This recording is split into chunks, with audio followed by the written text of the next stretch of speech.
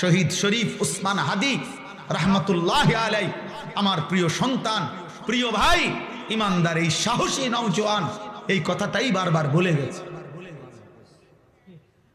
সেটা বুঝাইতে চাইছে, নয়তো মাত্র 33 বছর বয়সী এক যুবক, যার প্রথম একটাই সন্তান, মাত্র 8 মাসের বাচ্চা, সে দুনিয়ার প্রতি নিরাসক্ত হয় নাই, সে বাঁচতেই চায় না এমন কোনো হতাশ হয় নাই, সে কোনো রকমের মন্দ চরিত্রের আখলাকের ছিল না।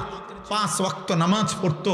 এই যুবক ইমানদার ছিল, প্রতিদিন ফজরের নামাজ পড়তো, প্রত্যেক দিন 5 ওয়াক্ত নামাজ পড়তো, আল্লাহর কোরআনের হাফেজ ছিল, রাসূলুল্লাহ সাল্লাল্লাহু আলাইহি সাল্লামের হাদিস বিশুদ্ধ পড়তে পারত, আগে মাদ্রাসার ছাত্র ছিল, তার বাবা আলেম, তার বড় ভাই আলেম, তার ফ্যামিলি আলেমের ফ্যামিলি, তার বিবি পর্দানশীল, তার গোটা ফ্যামিলি পর্দানশীল।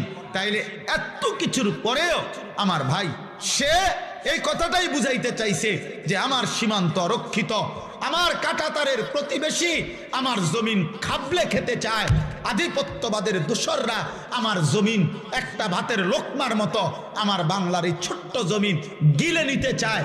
এই জন্য সে জাতিকে, দেশকে একাই সতর্ক করতে চাইছে, ভাবছে যে আমার সাথে কেউ না থাকুক, আমি একাই আমার দেশ মাতৃভূমির আজাদির কথা বলেই যাব।